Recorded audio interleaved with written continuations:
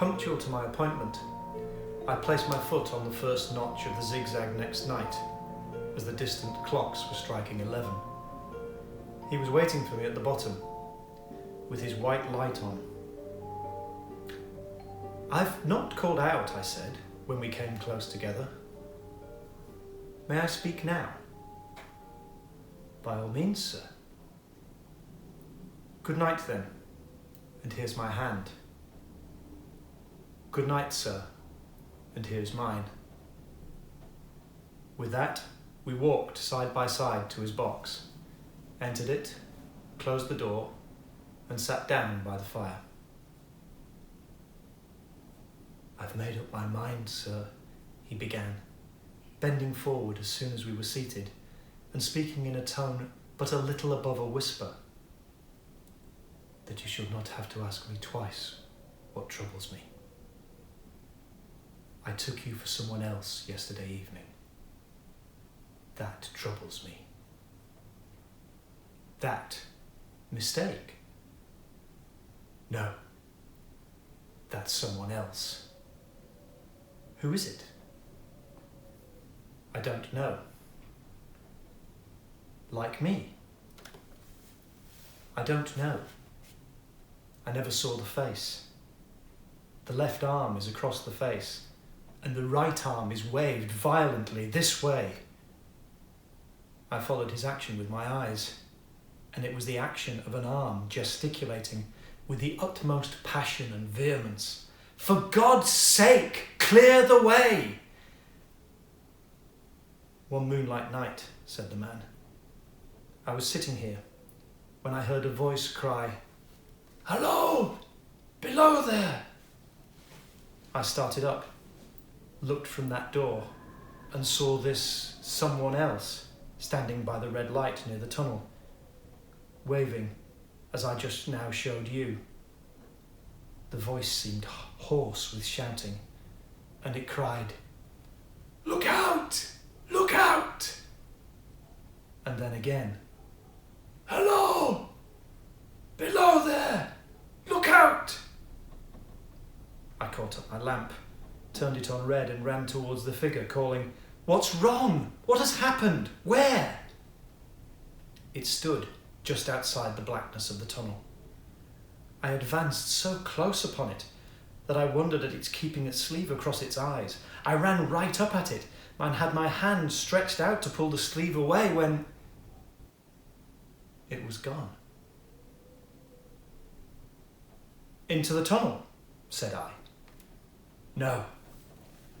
I ran on into the tunnel, 500 yards, and stopped and held my lamp above my head and saw the figures of the measured distance and the wet stains stealing down the walls and trickling through the arch. I ran out again, faster than I had run in, for I had felt a mortal abhorrence of the place upon me. And I looked around the red light with my own red light, and I went up the ladder to the gallery atop it, and I came down again and ran back here. I telegraphed both ways. "An alarm has been given. Is anything wrong?" The answer came back both ways. "All's well." Resisting the slow touch of a finger tracing out my spine, I showed him how that this figure must be a deception of his sense of sight, and how that figures originating in the diseases of the delicate nerves that minister to the functions of the eye were known to have often troubled patients, some of whom had become conscious of the nature of their affliction and had even proved it by experiments upon themselves. "As to an imaginary cry," said I, "do but listen for a moment to the wind in this unnatural valley while we speak so low, and to the wild harp it makes of the telegraph wires." "That was all very well," he returned, after we had sat listening for a while, "and he ought to know something of the wind and the wires, he who so often passed long winter nights there, alone and watching. But," he would beg to remark, he had not finished. I asked his pardon, and he slowly added these words touching my arm. Within 6 hours after the appearance, the memorable accident on this line happened, and within 10 hours, the dead and wounded were brought through the tunnel over the spot where the figure had stood. A disagreeable shudder crept over me, but I did my best against it. It was not to be denied, I rejoined, that this was a remarkable coincidence,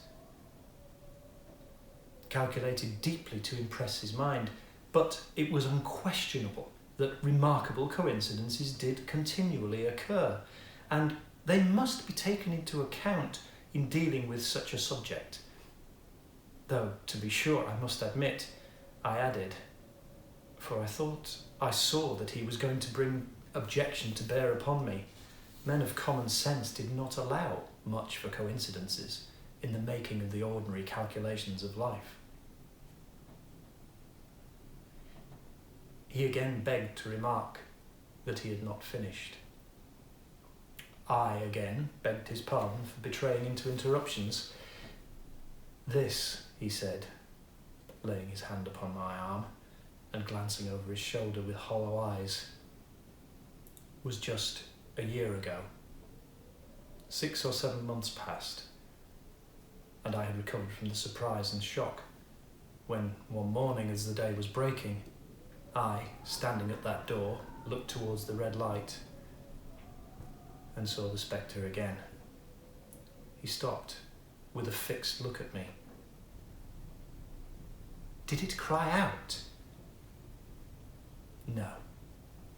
It was silent. Did it wave its arm? No. It leaned against the shaft of the light with both hands before the face, like this. Once more, I followed his action with my eyes. It was an action of mourning. I have seen such an attitude in stone figures in tombs. Did you go up to it? I came in and sat down, partly to collect my thoughts, and partly because it had turned me faint. When I went to the door again, daylight was above me, and the ghost was gone. But nothing followed. Nothing came of this. He touched me on the arm with his forefinger twice or thrice, giving a ghastly nod each time. That day, as a train came out of the tunnel, I noticed at a carriage window on my side what looked like a confusion of hands and heads, and something waved. I saw it just in time to signal the driver. Stop! He shut off and put his brake on, but the train drifted past here 150 yards or more. I ran after it, and as I went along, heard the terrible screams and cries. A beautiful lady had died instantaneously in one of the compartments and was brought in here and laid down on this floor between us. Involuntarily, I pushed my chair back as I looked from the boards at which he pointed to himself. True, sir, precisely as it happened. So I tell you. I could think of nothing to say to any purpose, and my mouth was dry. The wind and the wires took up the story with a long, lamenting wail. He resumed. Now, sir, mark this, and judge how my mind is troubled. The spectre came back a week ago. Ever since it has been there, now and again by fits and starts. At the light. At the danger light. What does it seem to do? He repeated, if possible with increased passion and vehemence, that former gesticulation of, for God's sake, clear the way! Then he went on. I have no peace or rest for it. It calls to me for many minutes together in an agonized manner. Below there! Look out! Look out! It stands waving to me. It rings my little bell. I caught at that. Did it ring your bell yesterday evening when I was here? And you went to the door? Twice. I see, said I, how your imagination misleads you. My eyes were not on the bell, and my ears were open to the bell, and if I am a living man, it did not ring at those times. No, nor at any other time, except when it was rung in the natural course of physical things by the station communicating with you. He shook his head. I have never made a mistake as to that yet, sir. I have never confused the spectre's ring with the man's. The ghost's ring is a strange vibration in the bell, that it derives from nothing else. And I have not asserted that the bell stirs to the eye. I don't wonder that you failed to hear it. But I heard it. And was the spectre seen to be there when you looked out? It was there. Both times? He repeated firmly. Both times. Will you come to the door with me and look for it now? He bit his underlip, as though he was somewhat unwilling, but arose. I opened the door and stood on the step, while he stood in the doorway. There was the danger light. There was the dismal mouth of the tunnel. There were the high, wet stone walls of the cutting. There were the stars above them. Do you see it?